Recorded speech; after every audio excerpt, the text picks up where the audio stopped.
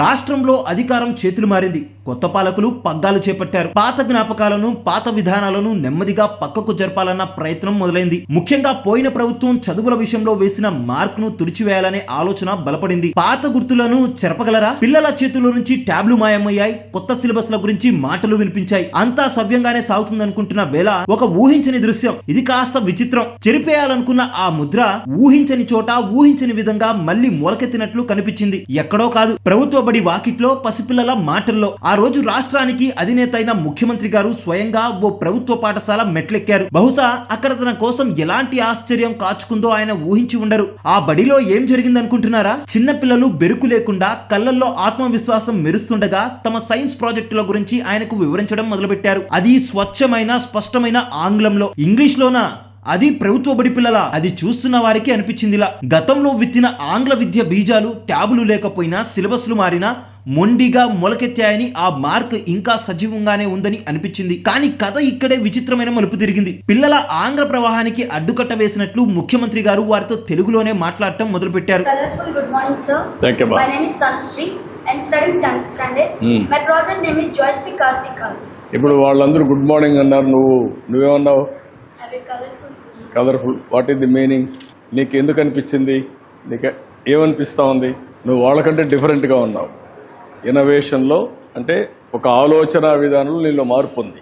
తెలుగులోనే ప్రశ్నలు వేశారు. ఇదేంటి, ఎందుకిలా? ఇంగ్లీష్ లో అనర్గళంగా మాట్లాడగల నాయకుడు ఆ చిన్నారుల ఉత్సాహాన్ని అదే భాషలో ఎందుకు ప్రోత్సహించలేదు? కొందరు పిల్లలు ఆయన తెలుగు ప్రశ్నలకు కూడా పట్టువదలని విక్రమార్కుల్లా ఆంగ్లంలోనే బదులివ్వడం మరింత ఆశ్చర్యాన్ని కలిగించింది. This is my project, sir. My project name is flame detecting system.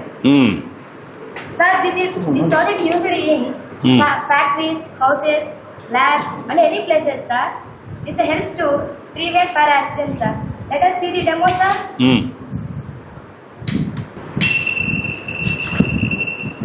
Okay, ఎక్కడున్న అలారం వస్తుంది కాబట్టి ఇమ్మీడియట్గా మీకు రెస్క్యూ టీం వస్తారు, అంతేనా? Yes, sir.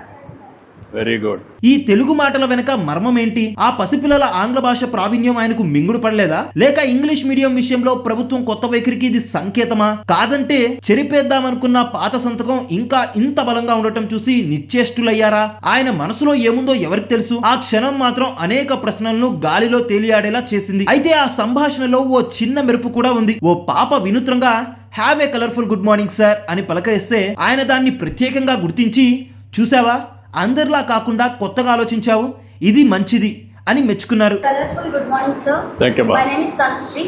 I'm studying 7th standard. My project name is Joystick Kasika. ఇప్పుడు వాళ్ళందరూ గుడ్ మార్నింగ్ అన్నారు, నువ్వేమన్నావు? Have a colorful. Colourful. What is the meaning? నీకు ఎందుకు అనిపించింది? నువ్వు వాళ్ళకంటే డిఫరెంట్గా ఉన్నావు. ఇన్నోవేషన్లో అంటే ఒక ఆలోచన విధానంలో నీలో మార్పు ఉంది. సృజనను గుర్తించడం మంచి లక్షణమే కదా. ఈ కథలో ముగింపు ఏంటంటే, ప్రభుత్వాలు మారొచ్చు, పథకాలు మారొచ్చు, కానీ కొన్ని మార్పులు, ముఖ్యంగా పిల్లల చదువులో వేసిన ముద్రలు అంత త్వరగా చెరిగిపోవని ఆ రోజు దృశ్యం చెప్పకనే చెప్పింది. ఆ చెరగని సంతకం ఇంకా బలంగానే ఉన్నట్టు అనిపిస్తుంది. కానీ ఆ తెలుగు మాటల వెనుక అసలు కథేంటి? ఆ ప్రశ్నకు జవాబు మాత్రం ఇంకా దొరకలేదు. బహుశా కాలమే దానికి సమాధానం చెప్పాలేమో. ఈ ప్రభుత్వ బడి పిల్లలు ఇంగ్లీష్ లో మాట్లాడటం మీకు ఎలా అనిపించింది? అలానే చంద్రబాబు నాయుడు గారు వాళ్ళని డిస్కరేజ్ చేస్తూ తెలుగులో మాట్లాడటం మీకు ఎలా అనిపించింది? ఈ రెండింటి పట్ల మీ వైఖరి ఏంటి? మీ అభిప్రాయం ఏంటి? కింద కామెంట్ చేసి తెలియజేయండి. మరొక వినూత్నమైన అంశంతో మళ్ళీ కలుద్దాం. జై హింద్.